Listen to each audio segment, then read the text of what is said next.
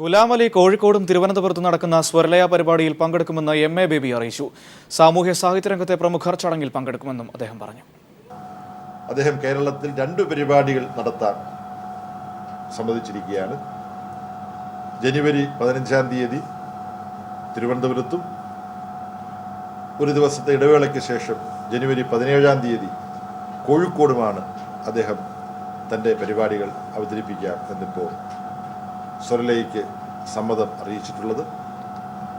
സ്വരലയാണ് ഇതിന് മുൻകൈ എടുക്കുന്നതെങ്കിലും എല്ലാവരെയും സഹകരിപ്പിച്ചുകൊണ്ട്, സംഗീതത്തെ സ്നേഹിക്കുന്ന എല്ലാവരെയും സഹകരിപ്പിച്ചുകൊണ്ട് വിപുലമായ സംഘാടക സമിതി രൂപവൽക്കരിച്ചാണ് 2 സ്ഥലത്തും ഇത് നടത്താൻ ഉദ്ദേശിക്കുന്നത്. അദ്ദേഹത്തിൻ്റെ സമ്മതം കേരളത്തിലേക്ക് വരാനും ഈ പരിപാടികൾ നടത്താനും ഈ 2 നഗരങ്ങളിലും എത്താനും ലഭിച്ചപ്പോൾ തന്നെ 2 മേയർമാരെയും ഞങ്ങൾ ബന്ധപ്പെട്ടു. തിരുവനന്തപുരം മേയർ ഇപ്പോൾ ഉണ്ട്, കോഴിക്കോട് മേയറോടും സംസാരിച്ചു.